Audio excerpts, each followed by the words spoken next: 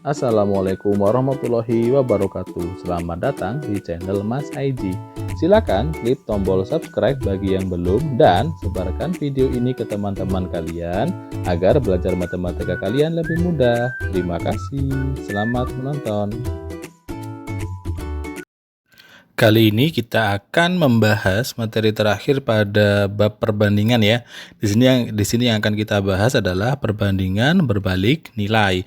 Jadi setelah kemarin kita belajar yang perbandingan senilai, sekarang kita yang belajar perbandingan berbalik nilai. Perbandingan berbalik nilai itu adalah perbandingan yang terjadi jika salah satu variabel bertambah, maka menyebabkan variabel lain berkurang dan sebaliknya. Jadi kalau yang variabel pertamanya bertambah, yang variabel berikutnya jadi berkurang. Kalau variabel pertama dia nilainya berkurang, maka variabel berikutnya jadi bertambah. Jadi saling berkebalikan gitu ya. Jadi bedanya dengan yang senilai kemarin kan, kalau misalkan yang variabel pertama nilainya bertambah, maka variabel yang kedua atau berikutnya kan juga ikut bertambah. Kalau variabel pertama berkurang, berikutnya juga ikut berkurang. Itu yang senilai. Jadi kalau berbalik nilai saling berkebalikan. Nah, jadi misalkan nih ya, kita punya X1 berpasangan dengan Y1 seperti ini, X2 berpasangan dengan Y2. Jadi, kalau misalkan X1 nilainya bertambah, maka Y1-nya berkurang. Dan sebaliknya, kalau misalkan X2 nilainya berkurang, maka Y2-nya malah bertambah seperti itu. Jadi kalau misalkan kita tuliskan dalam bentuk perbandingan, itu nanti menuliskannya jadi seperti ini. Jadinya adalah X1 per X2 kan sama dengan, nah yang bagian belakang ini kalian balik, harusnya kan Y1 dengan Y2, tapi kita balik karena berbalik nilai. Jadi menjadi Y2 dibagi Y1 seperti ini. Jadi nanti waktu memasukkan ke dalam bentuk perbandingan, ingat-ingat bagian variabel kedua yang belakang ini dibalik ya. Jadi Y2 per Y1 seperti itu. Kalau misalkan dijadikan dalam bentuk grafik kartesius seperti itu, maka untuk bentuk perbandingan berbalik nilai itu nanti dia seperti kurva melengkung gini. Nah, gitu ya. Jadi semakin kecil nilainya. Nah, kita perjelas dengan contoh aja ya.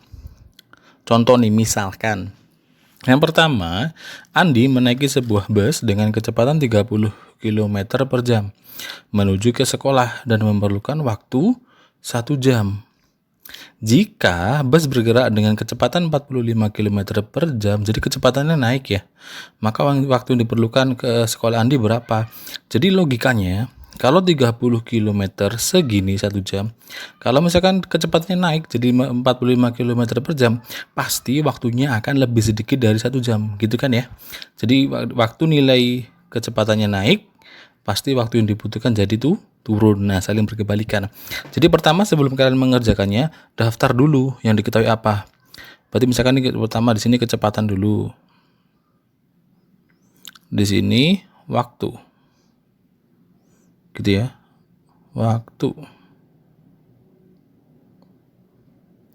Yang pertama, kecepatannya adalah 30 km per jam. Butuh waktu 1 jam.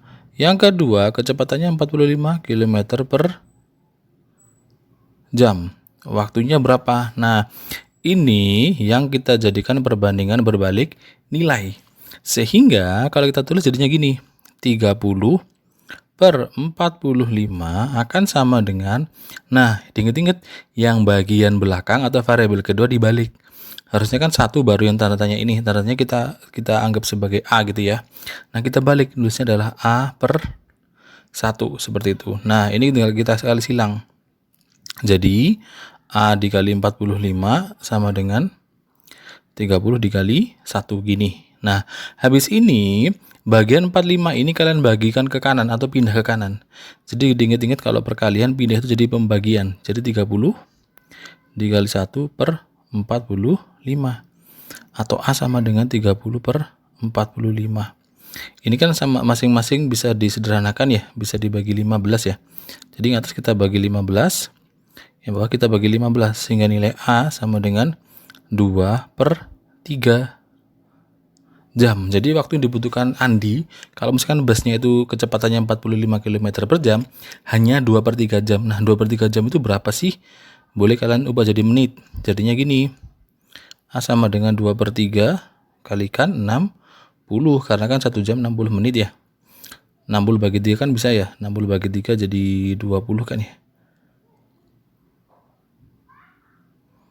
Nah, jadi kalau kecepatannya itu 45 km per jam, waktunya adalah 40 menit. Jadi 20 menit lebih cepat gitu ya. Nah, caranya seperti ini. Coba contoh berikutnya lagi nih. Nah, di sini ada suatu proyek dapat diselesaikan oleh 8 pekerja selama 15 hari. Nah, jadi gini, kita bikin tabel ya, jangan lupa ya. Jadi di sini adalah pekerjanya. Kemudian di sini hari atau waktu ya. Yang pertama, 8 pekerja dikerjakan selama 15 hari. Kemudian, berapa lama waktu yang dibutuhkan untuk menyelesaikan proyek jika dikerjakan oleh 12 pekerja. Jadi yang berikutnya ada 12 pekerja, waktunya berapa? Anggap sebagai X lah gitu misalkan. Nah, dari sini baru kita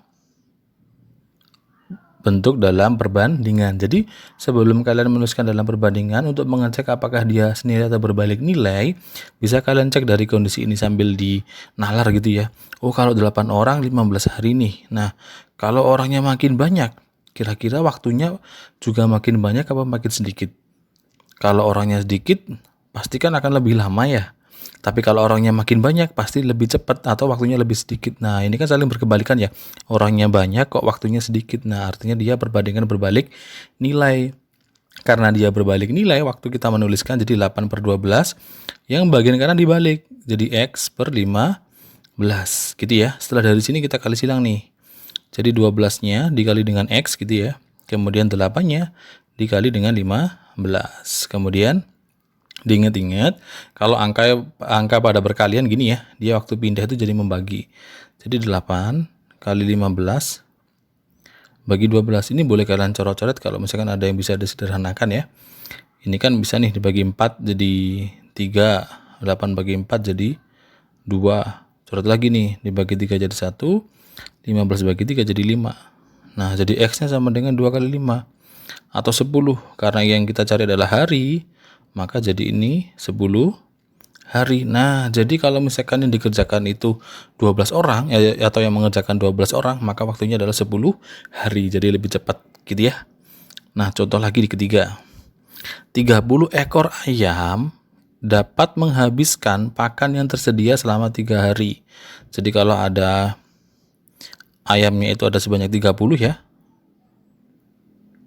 Jadi pakan ayam yang disediakan tuh bisa habis selama 3 hari. Jadi kalau 30 ekor ayam habisnya 3 hari.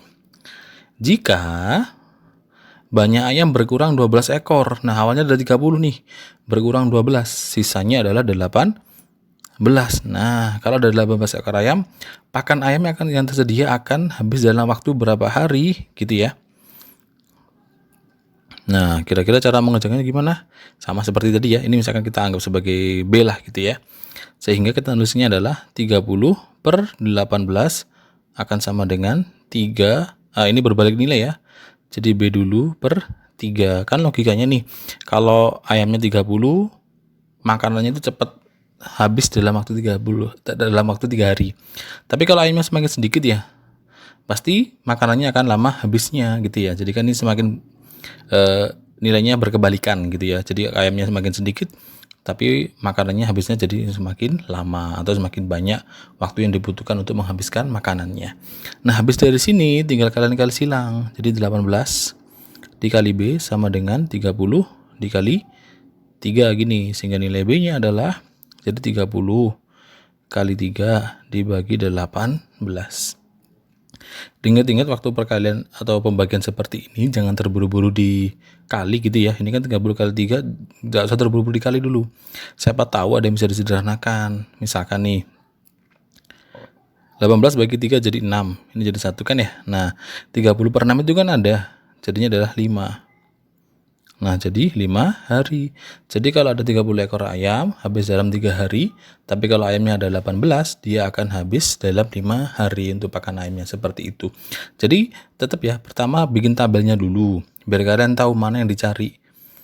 Nah, tabelnya ini terserah kalian ya. Misalkan kalian tulis waktu dulu baru ayam juga boleh. Jadi kalian tulisnya gini nih misalkan ya. Misalkan kalian nulisnya gini, di sini waktu, baru di sini ayam, gini juga boleh. Nah, jadi bebas-bebas saja ya. Jadi kan yang pertama waktunya 3 hari oleh 30 ekor. Kalau misalkan ditanyakan di sini B misalnya, ini 18 ekor. Nah, kalian bisa gini, 3 per B sama dengan, nah tetap ya, yang dibalik adalah yang bagian belakang. Jadi ini yang dibalik.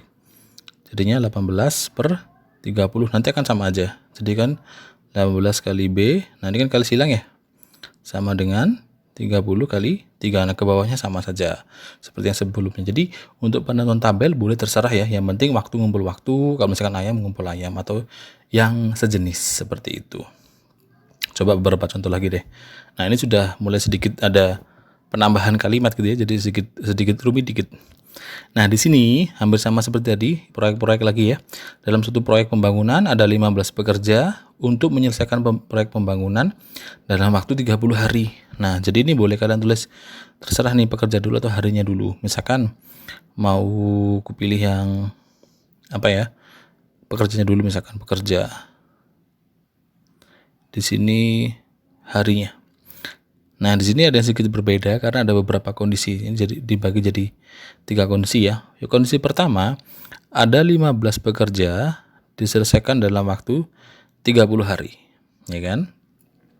Kemudian informasi berikutnya, setelah 6 hari bekerja, proyek dihentikan karena cuaca buruk selama 4 hari. Ingat, selama 6 atau setelah 6 hari bekerja. Jadi awalnya kan harusnya 30 hari nih. Tapi sudah diselesai atau sudah dikerjakan 6 hari. Nah, jadi kamu kurangkan nih ke sini 6. Maka waktu yang dipunyai sekarang adalah 24 hari. Harusnya ini tetap selesai dengan 15 orang. Tetapi proyeknya dihentikan nih karena cuaca buruk selama 4 hari. Jadi kalian kurangi lagi dengan 4. Sisa 20. Nah, sisa 20 hari.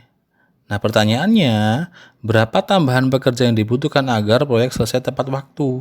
Jadi kan harusnya 30 hari selesai dengan 15 orang. Tapi setelah dikerjakan 6 hari atau sisa 24 hari lagi, dia harus berhenti selama 4 hari. Harusnya yang 24 hari ini tetap selesai dengan 15 orang. Tapi karena berhenti 4 hari, sisa 20 hari lagi. Nah, orangnya harus nambah nih biar cepat selesai atau selesainya tepat waktu.